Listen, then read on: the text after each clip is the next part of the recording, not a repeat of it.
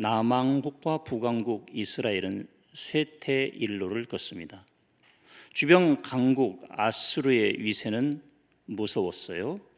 군사력을 앞세워 거침없이 제국주의의 이빨을 드러내고 먹어치웁니다. 이스라엘도 절체절명의 위기를 맞았는데 이사야 선지자는 역사적 위기 속에서 하나님으로부터 보고 들은 것을 전합니다. 그 대상자는 남왕국과 북왕국이기도 하고 하나님의 예언의 대상국은 아수르이기도 합니다. 이사야서 10장에서는 거칠 것이 없던 서슬이 시퍼런 아수르의 멸망을 가감 없이 예언합니다. 그런데 오늘 본문은 11장이에요. 새로운 메시아의 나라를 소개하고 있습니다. 세계 패권이 아수르의 제국에서 하나님이 다스리시는 왕국으로의 전환을 선포하고 있는데요. 11장은 메시아 예수 그리스도를 통한 회복을 예언하고 있습니다. 1절을 보시면 이새의 줄기에서 한 싹이 나며 한 싹, 그 뿌리에서 한 가지가 나며 가지입니다. 이새는 다윗의 아버지죠. 다윗의 집안에서 메시아가 날 것을 예언합니다. 주목해야 할 점은 한 싹, 한 가지라고 말하는 부분인데요. 거대한 평원, 거대한 땅의 빽빽한 산림 같은 위엄과 권위 있는 분으로 묘사되지 않고 있습니다. 연약하고 작은 하나의 싹으로 오신다면 이어서 성서는 예수님을 왕, 사자와 같은 메시아로 상징하지 않고 어린 양으로 묘사하고 있지요. 이사야서 11장 6절은 그때에 메시아의 왕국, 재림이 이루어지면, 초림이 이루어지면 이리가 어린 양과 함께 살며 표범이 어린 염소와 함께 누우며 송아지와 어린 사자와 살찐 짐승이 함께 있어서 어린 아이에게 끌린다고 말씀하고 있습니다. 메시아의 왕국에는 인류뿐 아니라 동물 세계도 변화한다는 얘기입니다. 서로 물고 물리며 살기 위해 먹는 일은 없어진다는 얘기죠. 동물 세계의 가장 근본적인 이 본능들까지도 완전히 변화될 걸 얘기하고 있습니다. 하나님 나라의 법은 생명과 사랑의 법이 되는데요. 죽음이나 아픔, 고통은 어떤 모양으로도 존재하지 않는 모습으로 보여줍니다. 어린이가 독사굴에서 장난친다. 모든 피조물은 동물 상호 간에 인간과 함께 완전한 교제를 나누며 살게 될 거란 얘기입니다. 이 말씀을 한 문장으로 정리하면 약육강식의 법칙이 깨지고 약육혼식이 이루어지는 곳, 여기가 하나님 나라가 된다는 거죠. 과연 그런가요? 지금 예수님은 하나님의 나라가 이 땅에서도 이루어질 거라고 말씀하셨는데 과연 그런가요? 이사야서 11장 9절은 내 거룩한 산 모든 곳에서 해됨도 없고 상함도 없을 것이니 이는 물이 바다를 덮음같이 여호와라는 지식이 세상에 충만할 것이라고 말씀하셨습니다. 여기서 하나님의 나라의 특징이 한 세 가지 정도로 정리가 가능한데 첫 번째가 거룩함입니다. 주님이 다스리는 나라는 거룩할 것인데 하나님이 거룩하시기 때문에 하나님 나라의 시민은 그분의 속성을 나누어 받는 겁니다. 히브리어로 거룩은 잘라내다, 분리함을 의미하고 있는데 더러움으로부터 분리된 상태입니다. 여기 더럽지 않은 사람은 한 명도 없지요. 그렇다면 나는 거룩하기가 애시당초 틀린 거라 생각할 수도 있을 터인데 성서는 완전한 거룩이 아닌 온전한 거룩, 그 말이 그 말 같지만 우리가 영원히 완전한 거룩의 상태에 이룰 수는 없지만 선결한 그리스도인이 되기를 늘 마음의 동기, 섬김, 헌금, 헌신, 나눔이 어떤 정치적 의도나 목적이 아닌 하나님의 이름만 높아지신다면 이건 역시도 동일하게 의미 있는 일에 참여해도 거룩하지 않을 수 있습니다. 우리의 마음의 동기가 항상 순수하고 모든 것의 영광은 주님께 올려드리고, 그리고 악은 모양이라도 버리고, 넘어지고 깨지고 때론 망가지지만 어떤 삶의 선택의 순간마다 하나님의 기쁨인 거룩을 선택하기로 결정하는 자를 하나님은 거룩하다 인정하시죠. 두 번째는 11장 9절을 보면 또 해됨도 없고 상함도 없을 것이라고 말씀하고 있습니다. 이것은 완전한 평화를 의미합니다. 18세기 영국의 철학자 토마스 홉스는 리바이어던이란 그의 책에서 자연 상태의 인간의 이 사회 모습을 만민에 대한 투쟁이라고 설명합니다. 역사학자 아놀드 토인비도 인류의 역사는 도전과 응전의 역사 속에서 발전했다고 말했죠. 인간이 자기 보존의 욕망을 실현하기 위해서 모든 수단과 방법을 가리지 않고 사용하는데요, 그 결과 사회는 모든 사람들이 서로를 향해 투쟁하는 정글과 같아질 수밖에 없다고 했습니다. 이런 적자 생존의 정글에서 벗어나 평화의 질서를 누리기 위해서 모두가 합의하는 사회 계약이 필요하다고 했습니다. 그 결과 인류는 자유민주주의를 근간으로 한 현대 사회를 구성했는데요, 분명 과거에 비해서는 진보했지만 과연 우리가 이상으로 생각하고 있는 나라가 이루어졌을까요? 오늘 이사야서 11장과 가장 잇따라 있는 정치 제도, 우리 온 인류가 보편적으로 자유민주주의 그리고 자유시장 제도를 채택을 했는데 여기에 하나님의 평화가 있습니까? 코로나19를 겪으면서 양극화 현상은 더 도드라졌고, 대형 식당, 커피 전문점은 사람이 인산인해를 이루고, 한 달에 1,000만 원 미만의 매출을 올리는 작은 업체들은 송두리째 날아가고 사라져버리는 양극화 현상이 과연 자유민주주의, 사회개혁을 통해서 선택한 자유민주주의가, 그리고 자유시장 경제가 하나님이 통치하시는 나라를 이루어왔다고 동의하시겠습니까?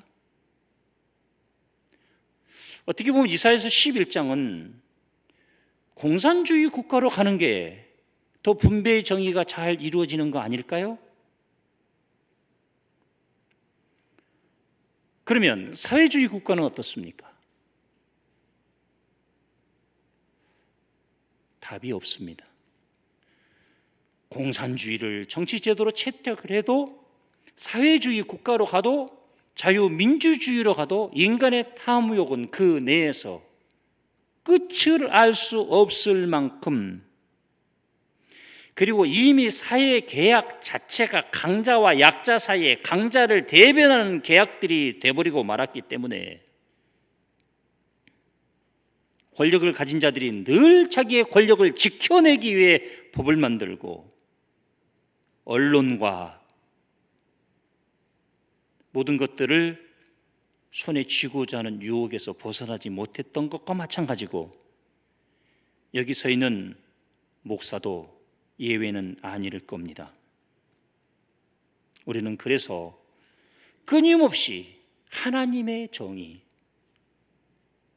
그렇게 사랑의 하나님이 좋았던 때, 언약의 하나님이 눈에 들어왔고, 그 말씀이 그렇게 좋았고, 그런데 요즘 저에게 계시하시는 하나님은 정의의 하나님, 공의의 하나님이신 이유가 무엇일까요? 주님이 다스리시는 나라의 세 번째 특징은 여호와를 아는 지식이 충만한 것이다. 이사야서 11장 9절 보면 물이 바다를 덮음같이 여호와를 아는 지식이 세상에 충만하다. 이게 하나님의 나라입니다. 죽어서 하나님의 나라에 우리가 들어가기도 하겠지만 물이 바다를 덮음같이 여호와를 아는 지식이 세상에 충만하면 공산주의, 사회주의, 민주주의 어떤 정치 제도를 채택하든 어떤 사회적인 합의가 이루어지든 모든 사람들은 하나님 앞에 홀로 서서 하나님의 말씀에 절대 가치를 두고 강자와 약자가, 가진 자와 없는 자가 각각 그들에게 주신 하나님의 말씀을 받아야 한다는 거지요. 여호와를 아는 지식이 세상에 충만하다는 것은 하나님의 나라의 특징이기도 하지만 오늘 설교의 적용점이기도 합니다. 여기서 성서는 지식은 하나님의 지식입니다. 하나님을 아는 지식이지만 하나님의 지식이다. 하나님의 지식이다. 하나님의 지식이 세상을 다스리고 세상이 하나님의 지식에 의해 통치를 받는 것.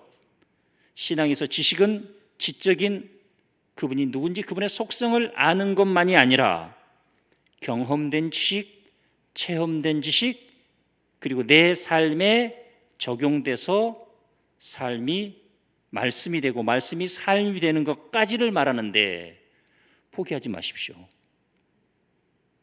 한순간도 포기해서는 안 됩니다. 내가 주님 안에, 주님이 내 안에 온전히 연결된 초연결 삶이 하나님의 나라인 겁니다. 여호와를 아는 지식의 가치는 어느 정도 될까요? 잠언 9장 10절을 보면 여호와를 경외하는 것이 지혜의 근본이요 여호와를 거룩하신 자를 아는 것이 명철입니다. 이것이 모든 것의 뿌리요 근본이요 기초요 기본이요 전부란 얘기입니다. 지구촌에 존재한 교회 이름 중에 가장 성서적이고 하나님이 기뻐하실 교회 이름이 뭐라고 생각하십니까? 네, 로고스 교회입니다. 이 이름의 의미는 말씀의 교회, 주님의 교회란 의미입니다. 청년부가 수련을 준비할 때도 중고등부가 수련을 준비할 때도 담임 목사로서 부탁하는 건 딱 하나입니다. 일어나서 성경 공부, 아침 먹고 성경 공부, 낮잠 자고 성경 공부, 저녁에도 성경 공부. 다른 거 하려고 하지 마라. 여호와를 아는 지식이 없어서 망하는 거예요. 신앙 좋다고 하는 사람들이 얼마나 엉뚱한 소리 퉁퉁 해대는지 아십니까? 예? 교회라고 해서 여호와를 아는 지식이 있는 게 아니에요. 자기의 지식이 충분하니까 반사회적인 짓거리들을 교회가 거침없이 하고 있습니다. 몇몇 교회가 교회 망신 다 시키고 있어요. 부끄러워서 숨 죽일 수밖에 없어요. 우리가 기도하면 우리 교회는 코로나가 안 걸릴 거라고요? 그게 여호와를 아는 지식이 맞습니까?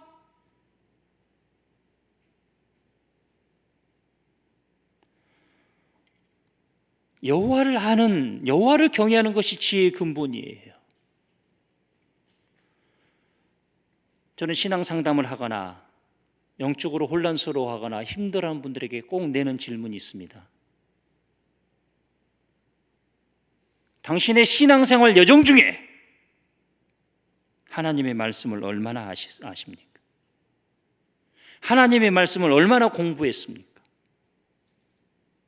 우리 교회는 주일 성서학당, 주중 성서학당이 있습니다. 하반기 목회를 준비하면서 이대로 그냥 갈 수는 없다. 이대로 그냥 갈 수는 없다. 코로나19 장기화 시대를 준비해야 한다면 주일 2부 예배 시간에 성서학당 열고 우리 교회에 저보다 성서를 더 잘 가르칠 수 있는 교수님이 세 분이나 계십니다. 정미애 목사님은 구약학 박사 과정 다 끝내고 지금 논문 남았고, 홍성혁 교수님, 우리 그분이 박사학위 논문 쓸 때 최우수 논문상을 받은 석학이고, 최은종 교수님, 하나님이 이렇게 좋은 교수님들을 로고스에 보내주신 이유는 함께 해야죠. 그래서 주일 3부 예배 시간에도 2부 예배 드리고 성사학당 열자. 주일 오후에도 흩어져서 공원 가서 교회가 준비한 컵라면과 주먹밥이라도 먹고 마스크하고 1명, 2명, 3명이라도 성경하고 온라인, 오프라인으로 가자. 방역 원칙 철저히 지키고 여호와를 아는 지식이 충만해야 살아갈 수 있습니다. 살아낼 수 있습니다. 헛소리 통통하고 정말 성경과 전혀 다른 이야기하고 있고, 그런 사람들의 열심은 감당할 수 없어요. 교회가 왜 로고스 교회라 이름 지었겠습니까? 여호와라는 지식이 충만해야 되는데, 과연 우리 성도님들이 여호와를 아는 지식을 위해서 얼마나 최선을 다하고 노력하고 있습니까?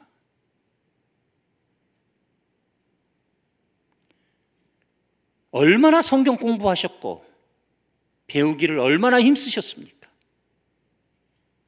지난 한 주를 지내면서 성경 몇 절을 읽으셨고 삶에 적용하셨습니까? 끔찍할 정도입니다. 여호와라는 지식의 가치와 그 보상, 열매들은 모든 것을 좌우합니다. 아멘이죠? 모든 것을 좌우해요. 첫째로 하나님의 임재를 경험합니다. 여호와를 아는 지식이 충만하면 그분을 두려워하고 경외함이 넘칩니다. 두 번째, 하나님의 권위를 인정함으로 끊임없이 순종합니다.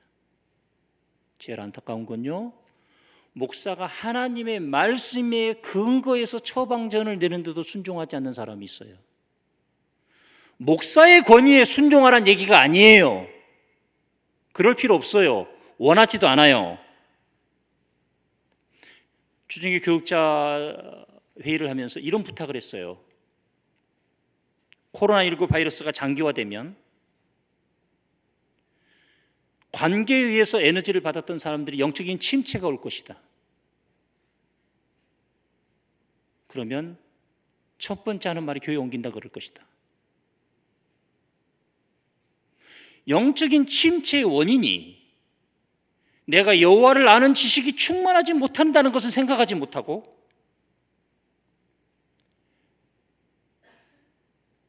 다른 관계를 이어간다고 될 일도 아닌데, 두 가정이 예를 들었습니다. 한 몇 년 동안 A란 가정과 B란 가정을 담임 목사가 직접 상담하면서 한 번 만나면 하루에 2시간 정도씩 52주 중에 2주에 한 번, 3주에 한 번꼴로, 아무리 한 가정은 목사가 성서적 가치관에 의해 내려준 처방전을 100% 순종했고, 한 가정은 상담은 상담대로 받고 말씀은 말씀대로 받지만 마음대로 살았습니다. 결과는 천국과 지옥으로 나눠졌습니다. 하나님을 아는 지식이 있는 사람은 내 고집, 내 생각, 내 감정, 내 분노가 있다 할지라도 말씀을 딱 갖다 대면 그 말씀이 정당하다 그리고 정확하다면 그 권위에 순종합니다. 그래야 사는 거예요. 세 번째로, 더 깊고 그리고 더 하나님을 알아가려는 맛을 아니까. 하나님을 아는 지식은 하나님을 더 깊게 아는 곳으로 인도를 해서 친밀감이 유지됩니다. 네 번째로, 닮아갑니다. 알아야 닮아갈 거 아닙니까? 하나님의 성품이 형성될 수밖에 없어요. 다섯 번째로 창조론을 믿음으로 무한 사고 능력을 갖춥니다. 여섯 번째로 심는 대로 거둠을 알기에 성실합니다. 일곱 번째로 하나님은 나보다 나를 더 잘하심을 믿기에 고난을 훈련으로 받아들입니다. 여덟 번째로 승리해서 사명을 봄으로 겸손해집니다. 물질의 복을 받고 때로는 하나님의 권력을 맡기셔도 100가지도 넘습니다. 하나님의 통치를 받으려면, 여호와를 아는 지식이 세상에 충만하려면 우리 한 사람 한 사람이 여호와를 아는 지식으로 충만해야 합니다. 가까스로 예배드리지 마시고 하반기에 뚝뚝 떨어져 앉아서 주먹밥 하나라도, 컵라면 하나라도 드시고 하나님의 말씀을 배우기를 힘쓰는 성도님들이 되시길 축복합니다. 사자와 어린 양이 뛰놀고, 그동안 이 말씀은 사자들에게 적용이 많이 됐습니다. 여쭙겠습니다. 나는 강자인가요, 약자인가요? 가진 자인가요, 없는 자인가요? 중상위 계층인가요, 중하위 계층인가요? 그래서 하나님의 통치가 이루어지고 그 사람이 하나님을 믿으면 가진 자들이, 사자가 풀만 뜯어먹고 가진 자들이 있는 걸 내놓고 헌금하고 헌신해서 나눠 먹으면 그게 하나님이 통치하신 나라일까요? 감사한 것은 이 본문을 들여다보고 묵상을 하는데 성령께서 저에게 질문을 내셨습니다. 로고스 교회는 사자냐 어린 양이냐?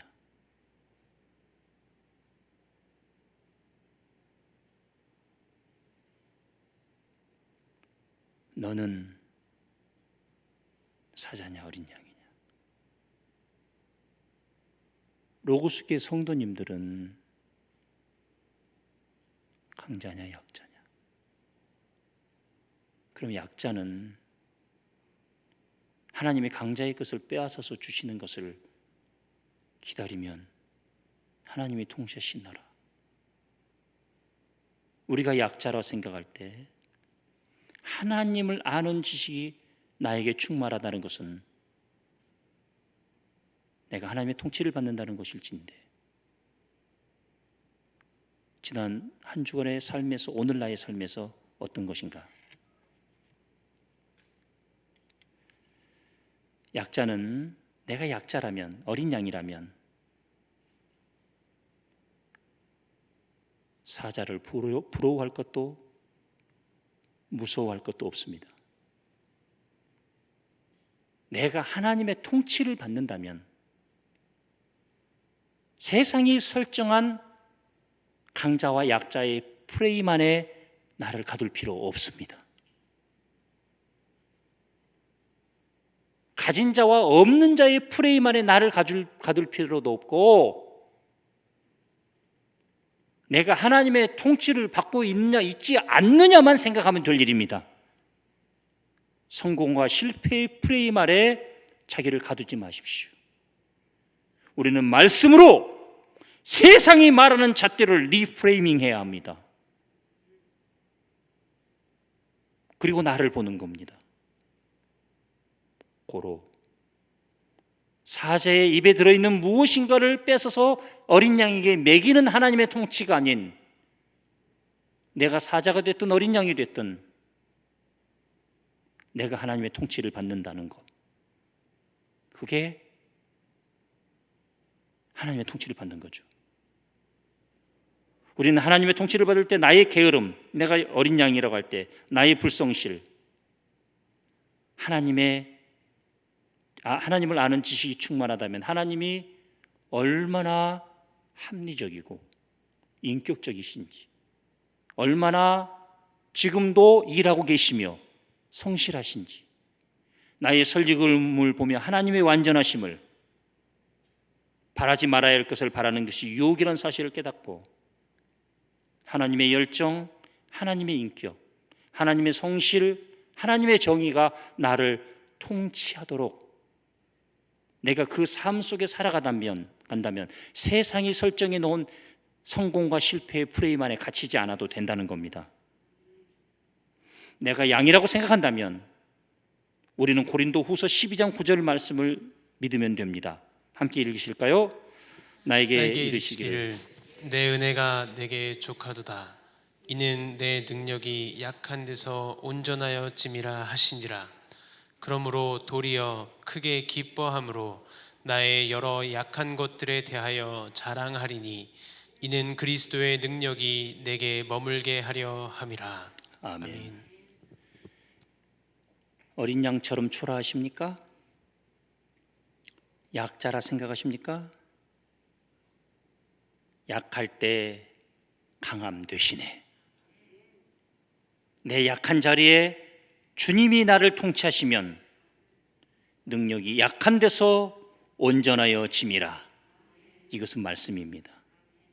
내가 어린 양이고 약자라고 생각할 때 이 말씀의 통치를 받는 것이고, 이 말씀을 붙잡는 것이고, 이 말씀 안에 들어가는 겁니다. 제가 얼마나 초라했던 사람이고 개척을 2번 한 목사로 얼마나 처절하고 가난한 삶을 살았는지.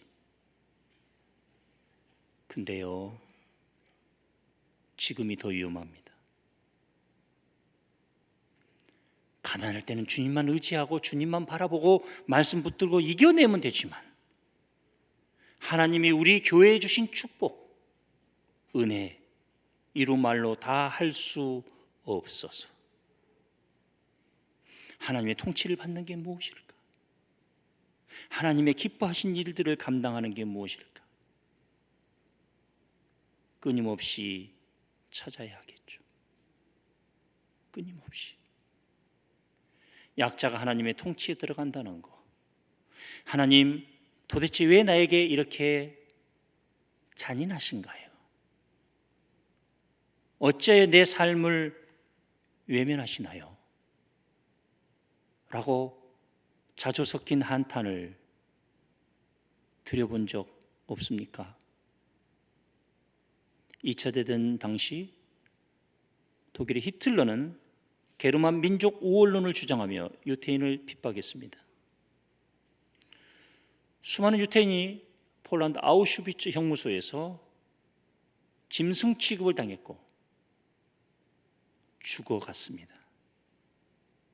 그때 독일의 신학자들조차도 하나님, 지금 당신은 어디에 계십니까? 하나님, 당신이 살아계신다면 이게 과연 가능한 일입니까? 질문을 던졌습니다. 그 후 연합군이 수용소를 탈환한 후에 내부를 조사하다가 한쪽 벽에 쓰인 장송과 가사를 보고 깜짝 놀랐습니다. 어느 그리스도인이 아우슈비츠 형무소에서, 수용소에서 벽에 기록해 놓은 신앙 고백 한 구절이었습니다. 그 크신 하나님의 사랑 말로 다 형용 못하네.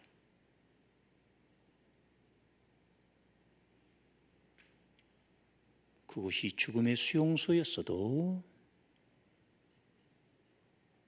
오죽했으면 빅터 프랭클은 로고테라피, 의미요법에 관련된 연구를 하고 책을 내며 아우슈비츠 수용소를 죽음의 수용소라 이름했고, 책 제목이 죽음의 수용소입니다.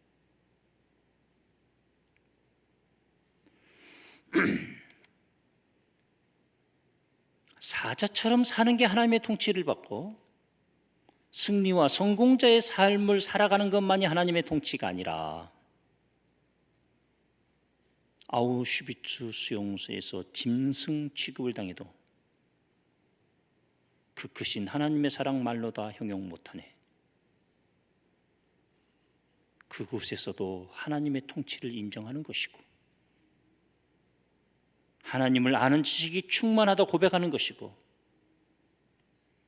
하나님의 사랑, 이 주옥 같은 개 같은 삶에서 하나님의 사랑이라는 게 웬 말이냐라고 항변하지 않고, 그런데 더 충격적인 것은 한쪽 벽에는 또 이런 글씨가 선명하게 쓰여져 있었습니다.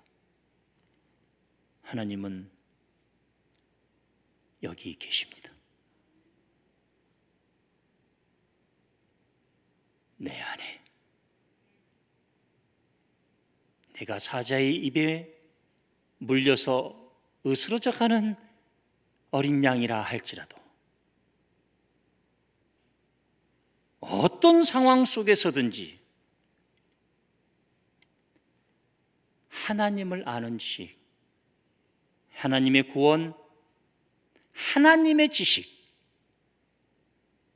하나님의 방법, 하나님의 생각, 하나님의 기쁨, 하나님의 의지, 이것들을 잊지 않고 놓지 않고 살아낸다면